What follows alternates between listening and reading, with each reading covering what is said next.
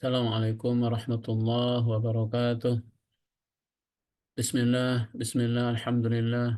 Alhamdulillahilladzi binikmatihi tatimmus shalihat wa bifadlihi tanzilul barakat. Asyhadu an la ilaha illallah wahdahu la syarika lah wa asyhadu anna Muhammadan abduhu wa rasuluh. Allahumma salli wa sallim ala sayyidina Muhammad wa ala alihi wa sahbihi ajma'in amma ba'du. Disyukur marilah kita panjatkan kehadirat Allah.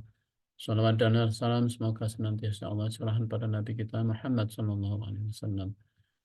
Para jamaah rahimakumullah, alhamdulillah pada pagi hari ini kita masih diberikan oleh Allah nikmat sehat, nikmat waktu luang, sehingga kita bisa bersama-sama hadir dalam majelis ilmu ini. Semoga majelis ini menjadi wasilah Allah menurunkan rahmat, maghfirah, dan ilmunya kepada kita, ilmu yang bermanfaat, dan menjadikan kita menjadi lebih baik sebagai hamba Allah.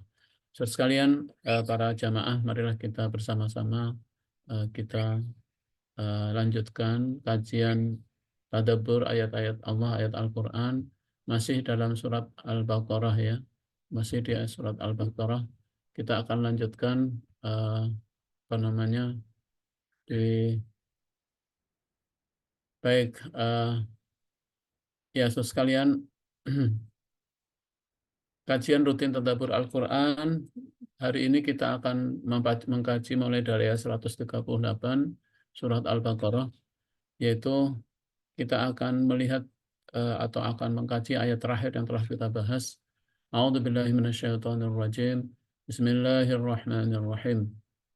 Sibghatallah wa man ahsanu minallahi sibghah wa nahnu lahu 'abidun. Inilah ayat terakhir yang kita baca kemarin. Sibghah Allah. Dan siapakah yang lebih baik sibghahnya daripada Allah. Dan hanya kepadanya lah kami menyembah. Inilah sikap orang yang beriman, sikap orang Muslim terhadap apa namanya ajakan orang-orang Yahudi dan orang-orang Nasrani, ya. Karena orang Nasrani, orang Yahudi mengajak, tidak hanya mengajak kita, mengajak Nabi bahkan, ya, untuk menyembah atau untuk mengikuti agama mereka. Karena itu jawaban kita terhadap ajakan mereka adalah satu, sibghah Allah. Apa sih sibghah Allah? Sibghah Allah ini adalah sebetulnya adalah yang dimaksud adalah agama Allah. Sibghah Allah cukup, ya. Cukuplah agama Allah itu untukku. Karena celupan agama Allah itu akan menampakkan pengaruhnya dalam setiap diri orang-orang yang beragama, orang yang beriman. Jadi sebagaimana bekas celupan warna yang nampak pada pakaian. Kira-kira begitulah. Jadi kalau orang sudah masuk ke dalam agama Allah, maka tersibghah, tercelup, terwarnai dalam diri kehidupan seseorang itu. Sudah merasakan betapa nikmatnya menjadi di dalam agama Allah. Betapa apa namanya tenangnya dan betapa apa namanya kuatnya agama Allah ini. Sehingga orang yang telah terselip dalam agama Allah, maka mereka akan mengatakan, dan siapa yang lebih baik sibghahnya daripada Allah Subhanahu wa ta'ala. Jadi seorang yang telah tercelup dalam agama Allah, maka dia akan menjadi seorang yang sempurna. Agamanya yang telah difitrahkannya atas manusia, dan pengaruh dari agama itu serta bekas dari agama itu yang sangat menonjol, tak ubahnya bagi celupan terhadap sebuah kain. Kalau kain dicelupkan ke apa namanya ke air, maka kain itu akan basah. Kemudian ketika dicelupkan di dalam cairan berwarna, maka ikut berwarna. Berwarna sampai masuk ke dalam, sampai ke urat-uratnya berwarna. Ketika seseorang masuk ke dalam agama Allah dengan ikhlas, dengan dengan ridho, dengan keyakinan, dengan kesungguhan, maka dia akan merasakan sibghah Allah, merasakan celupan agama Allah itu yang membuat badannya, membuat dirinya akan terasa terwarnai dengan rahmat Allah Subhanahu wa taala. Sekalian, menurut Ibnu Abbas, awal mula dari kalimat sibghah Allah ini atau turunnya ayat ini adalah orang-orang Nasrani dahulu mencelupkan anak-anak mereka dalam air yang mereka sebut dengan al-ma'mudiyah, atau sekarang itu apa ya? Ya mungkin sekarang itu istilahnya dibaptis ya. Dan makanya kalau kita lihat di dalam keyakinan mereka, anak-anak yang lahir kemudian diserahkan kepada mungkin ya pimpinan mereka, pimpinan gereja, lalu mereka dicelupkan. Mereka melakukan itu untuk membersihkan anak-anak itu, kata mereka. Apabila ritual itu telah selesai, mereka apabila sudah sudah dibaptis, dicelupkan itu, mereka mengatakan sekarang mereka telah menjadi orang Nasrani yang sebenarnya. Maka Allah membantah mereka dengan ayat ini, ya, bahwa eh, apa namanya sama sekali itu adalah tidak tidak benar, ya. Dan celupan agama Allah itulah yang lebih baik, ya. Kemudian inilah yang selalu mereka perdebatkan. Qul atuhajjunana fillahi wa huwa rabbuna wa rabbukum wa lana a'maluna wa lakum a'malukum wa nahnu lahu mukhlisun. Ini sikap orang yang beriman. Katakanlah, wahai orang-orang mukmin, katakanlah wahai orang-orang muslim terhadap mereka. Apakah kamu memperdebatkan dengan kami tentang Allah? Padahal Dia adalah Tuhan kami dan Tuhan kamu. Bagi kami amalan kami dan bagi kamu amalan kamu. Dan hanya kepadanya, kepada Allah lah kami mengikhlaskan hati. Surah Al-Baqarah ayat 139. Hadirin jamaah rahimakumullah, ini adalah pernyataan sikap ya yang disampaikan oleh orang-orang yang beriman terhadap ajakan orang-orang Yahudi kan agar eh, kita atau Nabi itu masuk dalam agama mereka. Ya. Karena ayat sebelumnya gitu ya perintah untuk apa namanya mereka mengatakan waqalu kunu hudan aw nasara. Mereka mengatakan kunu hudan aw nasara. Ya kan? Di ayat sebelumnya ayat 135-nya itu. Maka kita menjawab ya, apakah kamu memperdebatkan dengan kami tentang Allah padahal Dia adalah Tuhan kami dan Tuhan kamu? Apakah ada Tuhan selain Dia? Karena itu bagi kami amalan kami. Itulah sikap kami ya. Lakum dinukum waliyadin. Bagimu agamamu, bagiku agamaku. Atau di ayat ini mengatakan walana a'maluna walakum a'malukum. Kalau kamu sudah tidak mau mengikuti, kalau kamu menolak, maka kita tunggu ya, kita serahkan kepada Allah. Apa yang kamu kerjakan, kamu akan mendapatkan, dan kami juga akan mendapatkan apa yang kami kerjakan. Terus sekalian, ayat ini menegaskan bahwa tidak ada waktu, tidak ada tidak ada tempat untuk memperdebatkan keesaan Allah dan ketuhanan Allah. Dia adalah Tuhan kami, Tuhan kamu, Tuhan yang esa. Jadi eh, bagi kita sudah finish ya, tidak ada memperdebatkan tentang keesaan Allah. Allah, tauhidullah itu adalah merupakan inti dari agama ini. Karena itu setiap Muslim harus terus memperkuat akidahnya. Karena disinilah mereka masuk untuk membuat keraguan-keraguan. Ya kan? Kamu kalau ngikuti kami katanya, ikuti agama kami, kamu nggak usah susah-susah, kamu sudah dijamin dengan surga. Ya. Kemudian banyak sekali yang telah atau yang harus yang selalu mereka sampaikan. Karena itu bagi orang Muslim sudah finish, ya kan, bahwa tidak ada eh, tidak ada tempat ya untuk memperdebatkan keesaan Allah. Kemudian kita juga meyakini bahwa Allah Tuhan kami dan Tuhan kamu. Allah memilih seorang nabi dari kalangan Arab karena Dia Allah yang berhak memilih siapa saja yang dikehendakinya di antara hamba-hambanya. Artinya bahwa mereka masih selalu mengatakan bahwa eh, apa namanya ya mereka kan membeda-bedakan antar nabi ya, dan dia mengimani satu nabi dan tidak mempercayai yang lain, bahkan mendustakan, bahkan membunuhnya, ya kan? Nabi Yahya, Nabi Zakaria, Nabi Yahya dan Nabi Isa pun tidak lepas dari ancaman mereka. Mereka mendustakan nabi-nabian. Sementara kita punya sikap la nufarriqu baina ahadin mir rusul.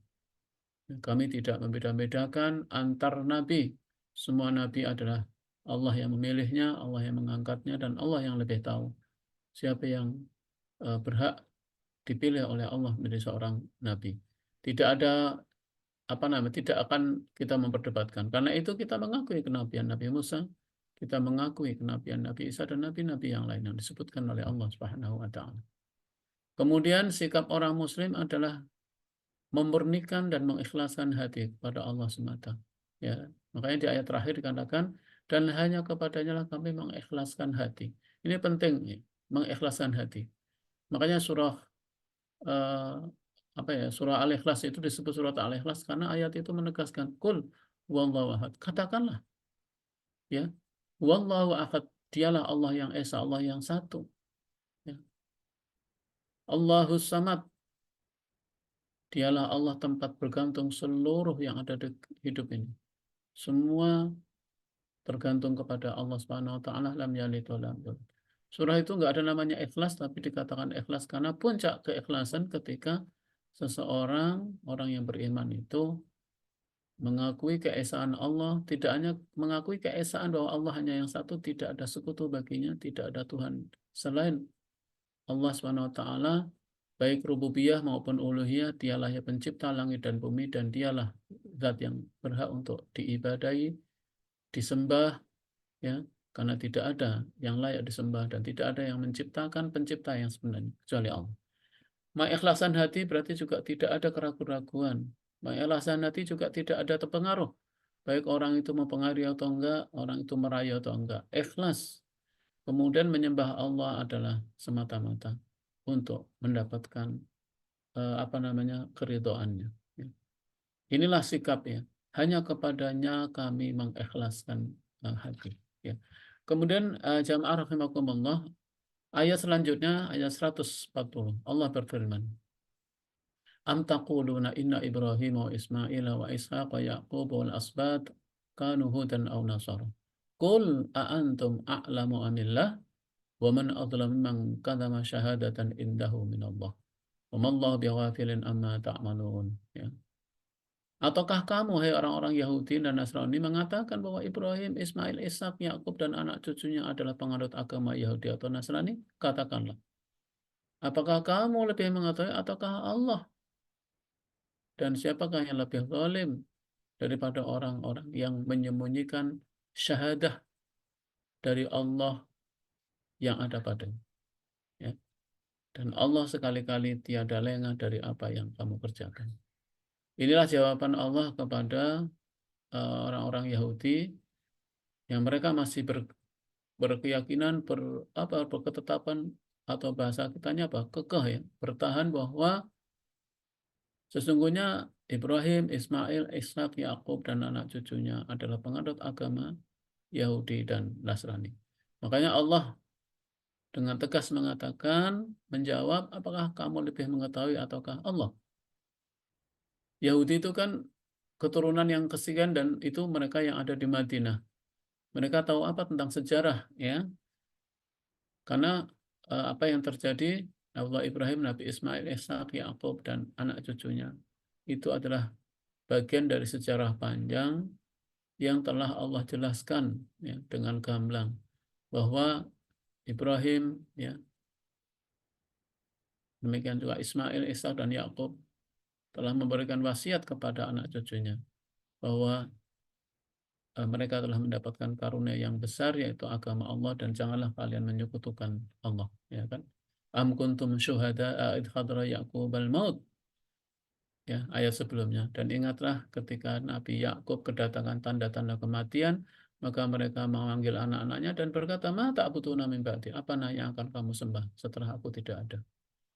Mereka menjawab, anak-anaknya, anak-anak cucunya ini, qalu na'budu ilahaka wa ilaha baika Ismail wa Ismail ilaha wahid. Mereka mengatakan, kami akan menyembah Tuhan Ibrahim, Tuhannya Ismail, Ishak, dan eh, apa namanya eh, Tuhan yang satu, Tuhan yang esa, jelas. Jadi hadirin, ini adalah contoh bahwa orang-orang Nasrani, orang-orang Yahudi khususnya, mereka tidak henti-hentinya melakukan segala macam usaha untuk menguatkan dan membenarkan ucapan mereka, sekalipun usaha itu dilarang oleh Allah. Ya. Jadi mereka berusaha untuk meyakinkan bahwa Ibrahim, Ismail, Ishak itu adalah eh, pengikut agama Yahudi. Padahal Allah sudah menjelaskan berkali-kali, ya kan? Apakah kalian yang lebih tahu ataukah Allah Subhanahu wa taala yang mengetahui, ya? Dan ini menunjukkan hadirin sampai kapanpun. Makanya sekarang ada tren orang-orang Yahudi itu mulai membuka diri dan memperkenalkan dia sebagai agama yang baik, agama untuk semua manusia, ya. Begitu. Dia ingin mencoba membangunkan bahwa agama Yahudi, Yahudi ini agama yang baik, ya. Padahal mereka adalah orang-orang yang jahat, orang-orang yang licik, orang-orang yang terus eh, merusak, ya. Bahkan kerusakannya itu marrotaini, ya. Berkali-kali dia membuat kerusakan itu. Dan untuk menutupi kejahatan mereka yang sekarang ini benar-benar terbukti, bagaimana mereka kejamnya, mereka eh, sadisnya, dan sebetulnya sejarah telah menunjukkan bahwa mereka akan terus seperti itu, ya, sampai kapanpun. Kemudian ayat ini juga menjelaskan bahwa agama Yahudi dan agama Nasrani adalah bid'ah yang dicetuskan oleh orang-orang Yahudi dan orang Nasrani.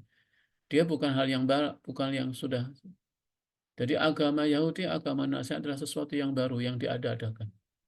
Karena kalau dia mengklaim bahwa eh, Yahudi dan Nasrani adalah juga agama yang dianut oleh Ibrahim, Ismail, Ishak adalah sesuatu yang diada-adakan.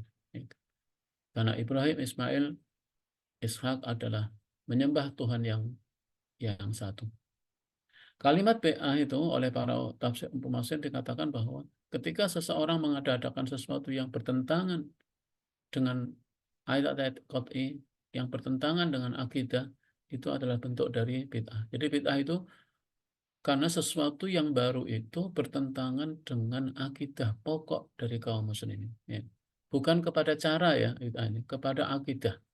Jadi kalau sudah hal yang diada-adakan itu sesuatu yang berkaitan dengan akidah, sesuatu yang bertentangan dengan tauhid, itu adalah bentuk bid'ah. Jadi moga-moga kita tidak mengartikan bid'ah itu segala sesuatu yang tidak ada zaman Nabi adalah bid'ah. Contoh misalnya kalau Nabi itu nggak pakai sendok, makan dengan tangan, maka sendok itu bid'ah. Nggak begitu, ya. Jadi itu adalah sesuatu yang bukan menjadi ukuran. Kemudian ayat ini menegaskan bahwa kezaliman itu terbagi menjadi bertingkat-tingkat sesuai dengan dampak yang ditimbulkannya. Makanya dikatakan di sini, siapakah yang lebih zalim? Ya kan di ayat itu. Waman adzlamu mimman katama syahadatan inda rabbih. Dan siapakah yang lebih zalim daripada orang-orang yang menyembunyikan syahadahnya, yang menyembunyikan keimanannya, yang menyembunyikan ketauhidannya, ya, dari Allah yang ada padanya. Jadi mereka orang-orang yang dikanggat zalim itu adalah mereka yang musyrik. Makanya kezaliman yang paling besar itu adalah yaitu mereka yang mengambil atau yang meletakkan hak ketuhanan kepada selain Allah. Itu kezaliman yang paling besar. Makanya di dalam surat Luqman yang sering kita dengar, Allah berfirman, "Inna syirka la dzulmun adzim." Sesungguhnya syirik itu adalah kezaliman yang besar. Ketika Luqman mengajarkan kepada anak-anaknya, "Ya bunayya, ya, la tusyrik billah." Wahai anakku, jangan kamu menyekutikan Allah. Jangan kamu musyrik. Inna syirka la dzulmun adzim. Sesungguhnya syirik itu adalah kezaliman yang besar. Jadi kezaliman paling tinggi itu adalah musyrik, yaitu menjadikan selain Allah sebagai sesembahan. Nah, kezaliman-kezaliman berikutnya itu adalah buah dari musyrik. Jadi kalau orang itu sudah tidak mengakui Allah sebagai Tuhannya, maka orang itu akan mudah berbuat maksiat, berbuat dosa, termasuk mengambil hak orang lain, merampas orang lain, kemudian mencuri, menggunakan hak yang bukan haknya. Itu mudah. Kenapa? Karena orang itu nggak takut lagi kepada Allah.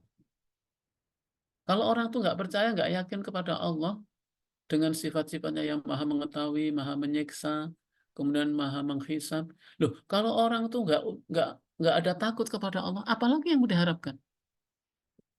Ya. Kalau kepada Allah saja yang Maha Mengetahui tidak takut, apalagi kepada manusia. Hukum manusia itu kan bisa dihindari, bisa diakal-akali.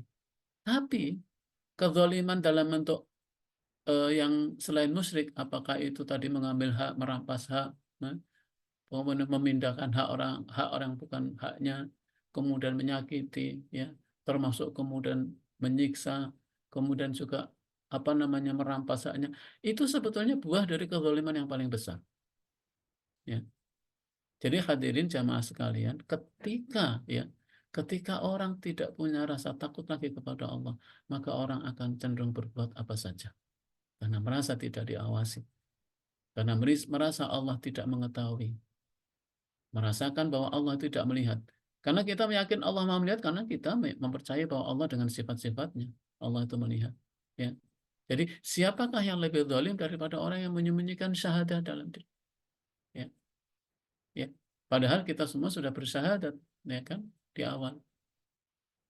Ketika setiap manusia sudah mengakui, ya, bahwa eh, dia hanya akan menyembah Allah dan tidak yang lain. Jadi ketika musyrik itu adalah merupakan bentuk dari apa namanya kezaliman. Makanya di dalam Al-Quran itu ada ayat yang wailul lil mutaffifin. Celakalah orang yang eh, apa ya? Orang yang curang, ya, orang yang menipu, orang yang ternyata kecurangan pada zaman dulu itu disebabkan karena dia tidak takut kepada Allah. Jadi curang itu adalah merupakan keyakinan bagi mereka bahwa kalau nggak curang itu nggak untung. Kalau nggak curang nanti saya nggak bisa apa ya, nggak bisa kaya. Kalau nggak curang itu ini.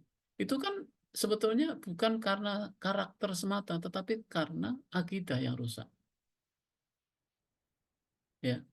Dan saya selalu mengatakan sumber dari segala macam kerusakan di muka bumi ini satu, yaitu hilangnya rasa takut kepada Allah Tuhannya yang maha melihat, yang maha mengetahui. Karena kalau kita misalnya tidak merasa diawasi oleh Allah, kita cenderung akan melakukan apapun. Hilangnya rasa takut kepada Allah sumber dari segala masalah. Atau dengan kalimat dibalik, sumber kebaikan ketika seseorang itu ikhlas beribadah kepada Allah, iman dengan iman yang sebenar-benarnya. Maka kata Umar bin Khattab dalam ceramahnya ketika menjadi khalifah, ya kan, orang yang ada di Yaman saja, kata dia kan di Madinah, Umar bin Khattab pimpin. Ya. Itu sampai kalau ada di Yaman ada orang yang berbuat zalim itu tanggung jawabku. Karena Umar yakin, walaupun jauh dari dia, kalau dia itu beriman, nggak akan berbuat zalim, nggak akan mencuri. Karena apa? Karena dia selalu diawasi oleh Allah Subhanahu Wa Taala. Ini hadirin, mengapa kezaliman yang paling besar itu musyrik dan berikutnya itu adalah kezaliman-kezaliman sebagai akibat dari hilangnya rasa takut kepada Allah.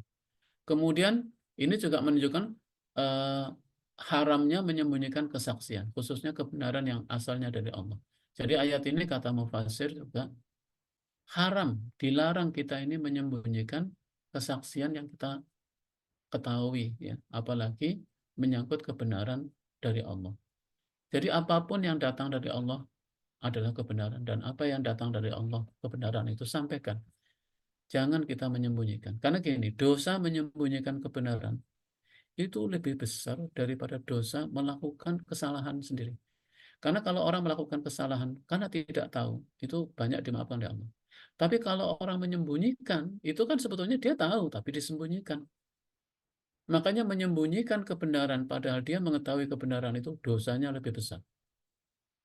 Karena kalau orang menyembunyikan, berarti sengaja dia menyembunyikan. Ya. Ini adalah sangat penting untuk kita garis bawahi, hadirin. Makanya ayat ini berlaku umum, haramnya menyembunyikan kesaksian. Jadi kalau kita kemudian jadi saksi, kemudian menyembunyikan kesaksian padahal kita tahu, apalagi memberikan kesaksian yang palsu, oh, lebih besar lagi itu dosanya di hadapan Allah. Ya Allah, itu dosanya. Menyembunyikan yang diketahui aja salah, enggak, apa namanya, enggak boleh, apalagi merubah, apalagi berbohong, ya, berbohong terhadap apa yang dia saksikan tentang kebenaran, tapi dia sampaikan sebaliknya. Itu lebih besar lagi. Kenapa hadirin? Karena orang yang melakukan kesalahan karena sengaja padahal dia tahu, itulah yang membuat lebih besar. Ini penting ya. Kemudian ayat ini juga hikmahnya ya, tidak boleh apa ya, tidak boleh menyandarkan kedudukan kepada generasi pendahulu dan nenek moyang semata. Jadi gini, sering kita ini kalau apa-apa itu nenek moyang saya juga begini.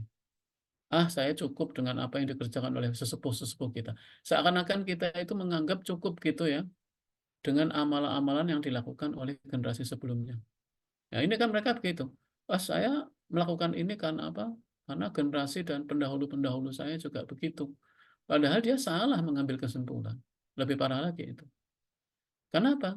Jelas di situ bahwa tadi di ayat sebelumnya, walana a'maluna walakum a'malukum. Nggak boleh kita hanya menyandarkan apa ya, kebesaran terhadap generasi yang dahulu semata. Tapi tanpa kita mengikutinya, tanpa kita memperbaikinya, tanpa kita berbuat lebih baik, ya kan?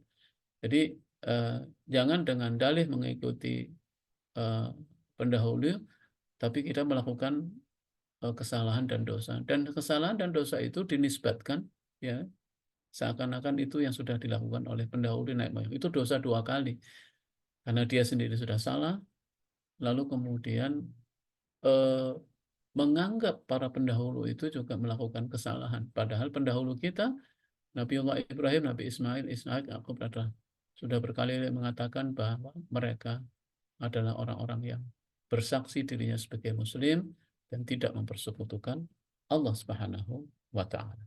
Ya, hadirin jamaah rahimakumullah. Jadi ayat ini menandaskan seperti itu. Kemudian ayat berikutnya, tilka ummatun qad khalat laha ma kasabat walakum ma kasabtum wala tus'aluna amma kanu ya'malun. Ini kalimat yang apa ya? Kalimat pamungkas, kalimat penutup, kalimat yang apa ya? Yang terakhir yang diucapkan oleh kaum muslimin ketika mereka tetap ngotot, ketika mereka tetap bertahan, yakin. Apa kata Allah? Tilka ummatun. Itulah, itu adalah umat yang telah lalu. Baginya apa yang diusahakannya, baginya apa yang telah diperbuatnya. Dan bagimu Muhammad, wahai kaum muslimin, apa yang kamu usahakan? Ya. Bagimu kaum muslimin, apa yang kamu usahakan? Bagi mereka, orang-orang yang durhaka, orang-orang yang ingkar, akan menanggung akibatnya sendiri. Dan kamu tidak akan dimintai pertanggungjawaban tentang apa yang telah mereka kerjakan. Pelong kita dengan ayat ini. Kenapa? Ayat ini seakan-akan Allah mengatakan telah jelas perbedaan antara Nabi Ibrahim, Ismail, Ishak, Yakub dan lain-lainnya dengan kaum Yahudi sekarang. Jelas ya, dengan perbedaan total pada semua aspek kehidupan.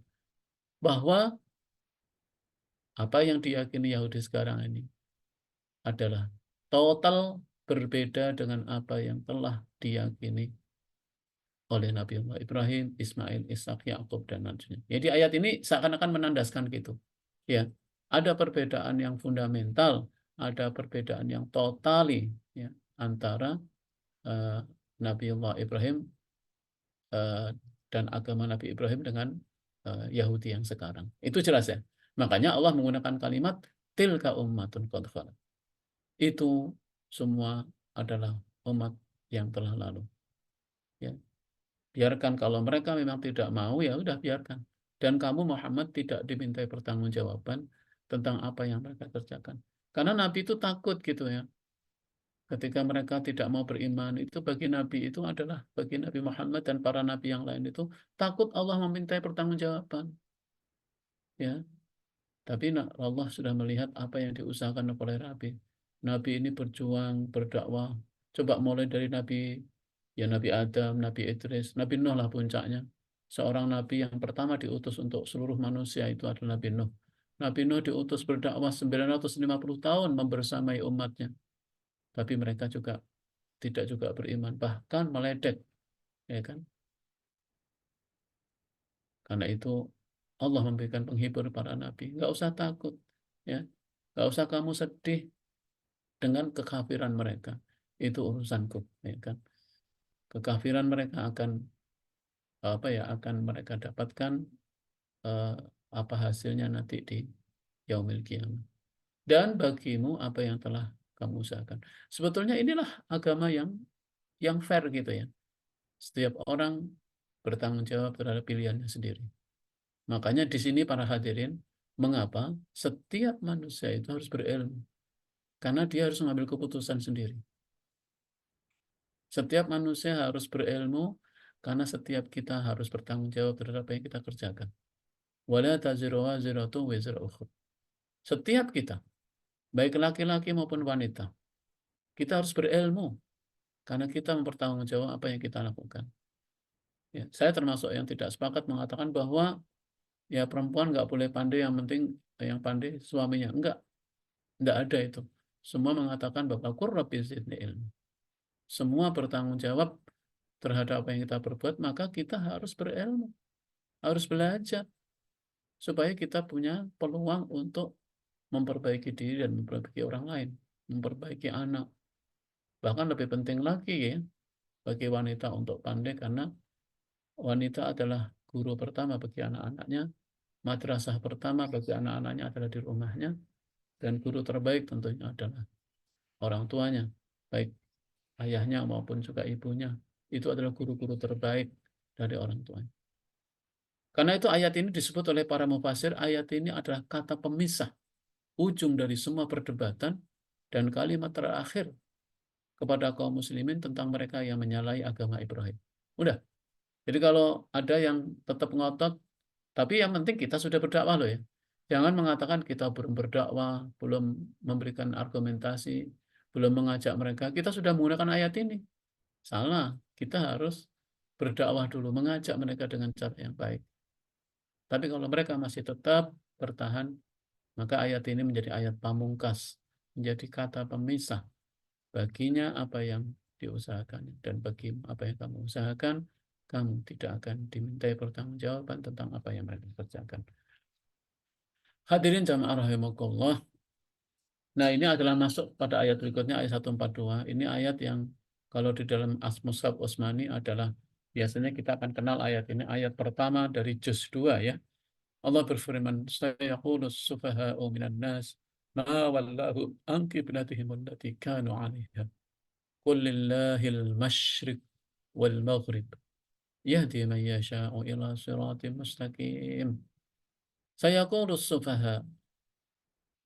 As-sufaha itu orang-orang yang kurang akalnya. Sebetulnya ada yang mengatakan orang-orang yang bodoh. Ya. Sayaqulus sufaha. Dan akan mengatakan orang-orang yang kurang akal minan nas dari kelompok manusia itu, apa perkataan? Ma wallahum an qiblatihim allati kanu 'alaiha. Ya. Apakah yang memalingkan mereka umat-umat Islam itu dari kiblat Baitul Maqdis yang dahulu mereka telah beribadat kepadanya? Kul, ya, katakanlah, lillahil masyriqu wal maghrib. Katakanlah kepunyaan Allah lah timur dan barat. Yahdi man yasha'u ila siratim mustaqim. Allah dia yang memberi petunjuk kepada siapa yang dikehendakinya ke jalan yang lurus. Jadi sekalian, ayat ini sebetulnya masih berkaitan dengan ayat sebelumnya, karena masih berkaitan dengan kisah bagaimana liku-liku perjalanan dakwah Nabi Muhammad SAW ketika di Madinah mendakwai orang-orang Yahudi. Paling berat, paling susah memang, ya kan? Mereka selalu membantah, mereka selalu membuat tipu muslihat, bahkan tidak jarang mereka membuat kebohongan, membuat kedustaan, ya kan? Sampai mengatakan kan bahwa Ibrahim itu adalah pengikut Yahudi dan Nasrani, gitu kan kebohongan. Padahal mereka tahu itu.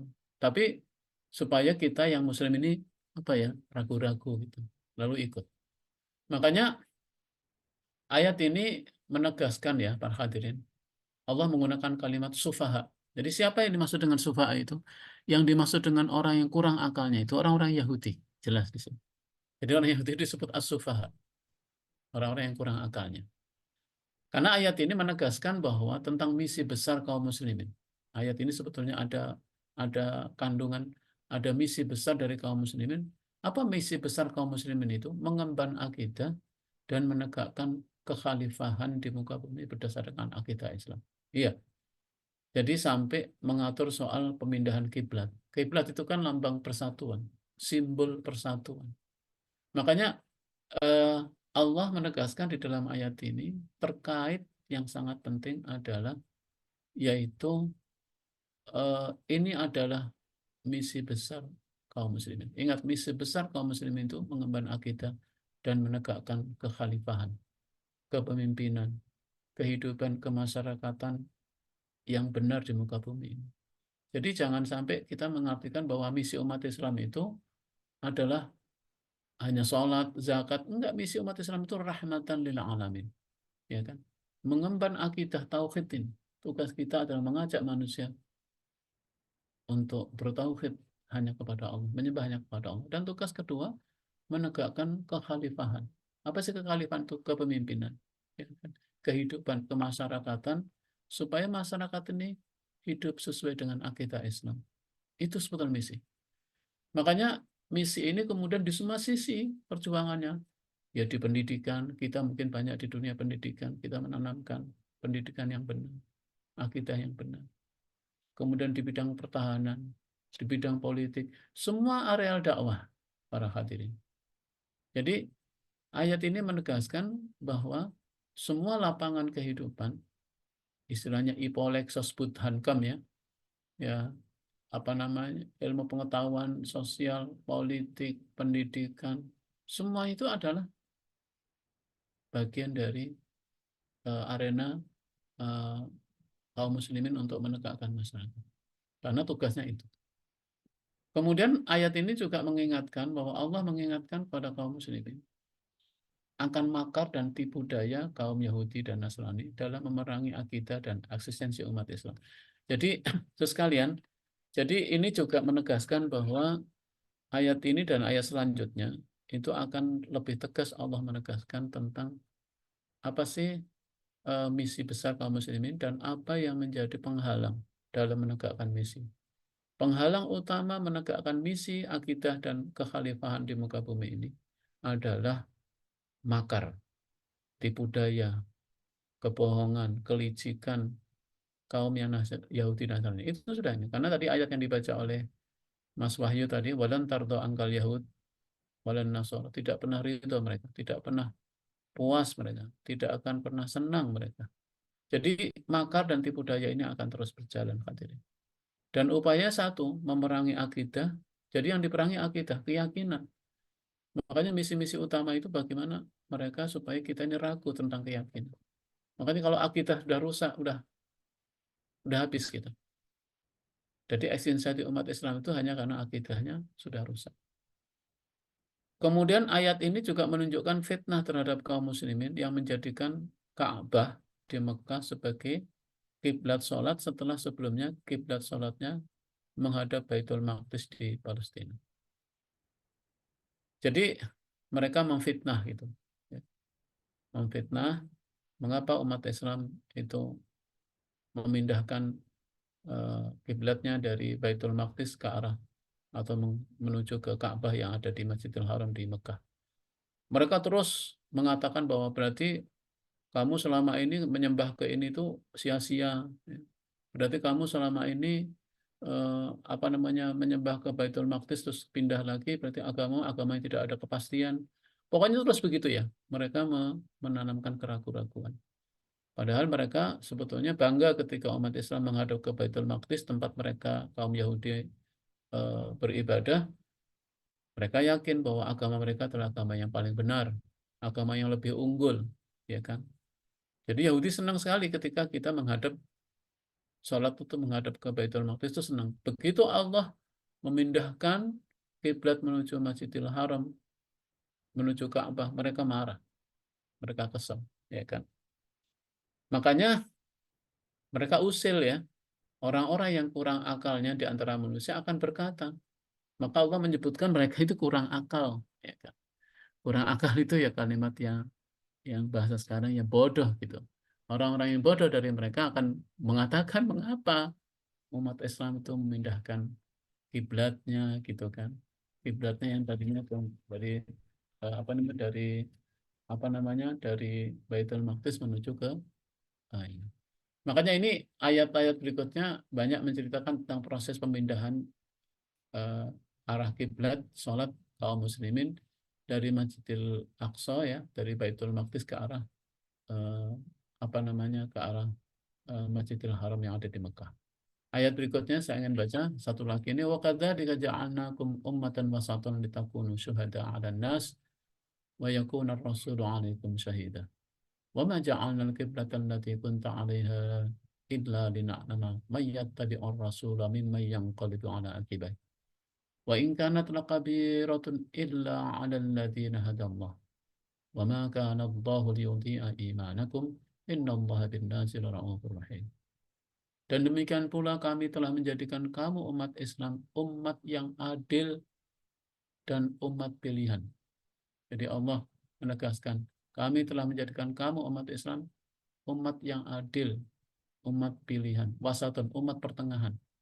Agar kamu menjadi saksi atas perbuatan manusia, dan agar Rasul Muhammad menjadi saksi atas perbuatan kamu. Jadi Rasul menjadi saksi terhadap kita, dan umat Islam menjadi saksi terhadap perbuatan orang-orang di luar Islam. Dan kami tidak menetapkan kiblat yang menjadi kiblatmu sekarang, melainkan agar kami mengetahui siapa yang mengikuti Rasul dan siapa yang membelot dari Rasul. Dan sungguh pemindahan kiblat itu terasa amat berat bagi sebagian orang, ya, terutama orang Yahudi. Kecuali bagi orang-orang yang telah diberi petunjuk oleh Allah, dan Allah tidak akan menyia-nyiakan imanmu, orang yang beriman. Sungguhnya Allah Maha Pengasih lagi Maha Penyayang pada manusia. Bin nasi lara'uf. Jadi manusia, Allah itu sebetulnya pengasih dan penyayang pada seluruh manusia. Makanya orang yang tidak beriman pun oleh Allah dikasih. Ya, Allah disayangi oleh Allah. Ya kan? Mereka dikasih rezeki, mereka dikasih semua anggota tubuh normal seperti orang-orang yang lain. Jadi Allah sudah memberikan semuanya. Hadirin, ayat ini menegaskan sekali lagi hikmah yang penting bahwa ini masih kaitannya dengan pemindahan arah kiblat. Karena ini ternyata perdebatannya panjang, ya kan? Dan ayat ini menegaskan bahwa umat Islam itu ditandaskan adalah umatan wasaton, umat pertengahan. Jadi umat Islam itu telah Allah tetapkan sebagai umat pertengahan, umat pilihan, umat yang adil. Jadi umat pertengahan itu umat yang agung di muka bumi, yang adil, umat pilihan, dan menjadi saksi atas manusia. Jadi ini predikat ya, predikat sebagai umat terbaik. Karena umat terbaik itu kan umat yang mampu berlaku adil, mampu berlaku adil, memimpin dengan adil, kemudian mampu menjadi panutan, mampu menjadi teladan dalam semua kehidupan. Makanya Allah menyebutnya umatan wasatun, umat yang agung kita ini di muka bumi. Karena sifat-sifatnya. Jadi agung itu karena diri kita bisa berlaku adil, pilihan. Karena kita dianggap sebagai umat pilihan dan bisa berlaku adil, maka kita itu dapat predikat nanti menjadi saksi terhadap manusia. Ya. Jadi nanti di yaumil kiamah, kita itu akan menjadi saksi terhadap perbuatan mereka. Sedangkan Rasulullah menjadi saksi terhadap kita. Kenapa? Karena eh, peran Nabi itu tidak hanya nanti di dunia, tapi nanti di yaumil akhirah. Barang siapa yang mengikuti Nabi, maka Nabi akan bersaksi, ya Allah, dia adalah pengikutku. Ya Allah, benar dia adalah pengikutku. Itu kira-kira kata-kata Nabi. Kita ingin sekali nanti Nabi pun bersaksi atas kita, benar dia adalah pengikutku, dia mengikuti agamaku, dia hanya bertauhid hanya kepadamu ya Allah. Itulah kira-kira. Sementara kita hadirin, karena fungsi keadilan itu. Makanya kita harus berlaku adil. Kita harus bisa menjadi khairu ummah, menjadi apa ya, menjadi model dalam kehidupan di muka bumi ini. Istilahnya kalau ingin tahu siapakah generasi terbaik, ya generasi Muslim. Siapakah orang yang jujur? Orang harus menunjuk dia orang Muslim. Sebagaimana ketika Nabi mendapat julukan Al-Amin. Itu yang mempercayai dan meyakini bahwa dia Al-Amin itu bukan hanya orang Muslim, tapi orang-orang kafir, orang-orang musyrik itu mengetahui dan yakin Muhammad itu Al-Amin, dapat dipercaya sampai menitipkan sesuatu kepada Nabi. Ketika persengketaan terjadi, maka semua orang mengatakan saya setuju kalau dihukumi atau mengatasi ini Muhammad, karena Muhammad sudah dikenal orang yang jujur. Indahnya begitu kita kaum muslimin dikenal sebagai umat yang wasatan, karena memang nanti kita punya peran. Mengapa dikatakan sebagai umatan wasaton, ya umat yang adil? Karena kita bisa berlaku adil, kita bisa menjadi saksi. Tapi yang penting lagi, umat Islam itu umat yang dengan ide-idenya, nilai-nilai yang dimilikinya, yang diyakininya, pandangan-pandangannya, kemudian syiar-syiarnya akan menjadi acuan dan standar bagi kehidupan manusia. Jadi seharusnya memang umat Islam ini perilakunya, perbuatannya harus jadi standar bagi kaum yang lain. Karena kita menjadi role model gitu ya. Kita harus bisa menjadi ini. Jadi kalau melihat siapakah yang baik, ya harus menunjuk kaum muslimin. Dan alhamdulillah, ya, walaupun mereka berupaya untuk membangun image yang buruk tentang kaum muslimin, mereka nggak berhasil. Sekarang lagi ramai ya di Inggris ini, kerusuhan yang terbesar dalam sejarah dan kebencian terhadap kaum muslimin luar biasa. Gara-garanya sederhana. Ketika ada 3 orang yang dua anak-anak yang dia tewas ditusuk oleh seorang emigran, dan imigrannya itu dikatakan dia muslim, padahal setelah diteliti imigrannya itu bukan muslim. Karena kalau kaum muslimin nggak mungkin kaum muslimin itu berbuat tidak benar. Kalau seandainya harus berbuat itu karena membela diri. Karena Rasulullah sendiri berjanji, tidak mungkin umatku bersepakat untuk hal-hal yang buruk. Tidak ada. Tapi mereka selalu tidak percaya itu. Karena itu yang terjadi selalu. Padahal umat Islam itu umat yang ide-idenya, nilai-nilai yang dimilikinya, pandangan-pandangannya. Kenapa? Karena sudah tersibuk dengan agama Allah. Sudah tercelup dengan agama Allah, dengan Al-Quran, dengan hadis, dengan kisah. Mereka akan mengikuti. Ya. Itulah salah satu kekuatan Al-Quran itu gitu ya. Ayat-ayatnya mampu merubah kehidupan orang-orang yang membacanya. Begitu Al-Quran mengatakan haram, kita ikut. Haram itu kata Al-Quran, kita kan ikut. Walaupun barang itu menarik, kita akan mengikuti yang diharamkan oleh Allah. Kalau Allah mengatakan dalam Al-Quran halal, kita akan melakukan, akan memakannya. Karena Allah mengatakan halal. Masya Allah. Begitulah sudah tercelup dalamnya.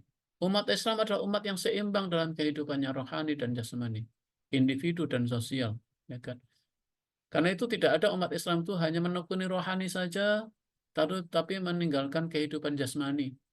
Kan ada ya orang-orang yang menganggap kehidupan yang terbaik itu hanya yang rohani saja, jasmani enggak. Begitu saudara. Ya.